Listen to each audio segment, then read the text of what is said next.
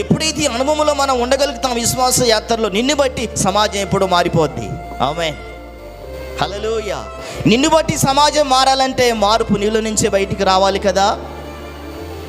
మార్పు నీలో నుంచి బయటికి రాకపోతే, అదే లోపము కలిగి నువ్వు భక్తి చేసినప్పుడు, అదే లోపము కలిగి నువ్వు దేవుణ్ణి ఆరాధించినప్పుడు, అదే లోపముతో నువ్వు జీవించినప్పుడు ఎలా ప్రభు సన్నిధిలో నిలబడగలుగుతావు విశ్వాసాలుగా, విశ్వాసిగా? నువ్వు కష్టం. నేను ఒక మాట చెప్పిన తల్లి, 4 గోడల మధ్యలో ఏం చేస్తున్నావో మాకంటే ప్రభు నీ గురించి బాగా నిశ్చయముగా తెలుసు.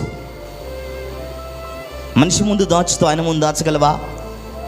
గట్టిగా చెప్పండి, ఆయన ముందు దాచగలవా? మరి ఎందుకు ఈ నటించే భక్తి? ఎందుకు ఈ కల్తీ భక్తి? ఎందుకు దేవుడికి నచ్చని జీవితం? బతికి 4 రోజులైనా ప్రభు సన్నిధిలో సంతోష బిడ్డలుగా మనం బ్రతుకుతాముగాక.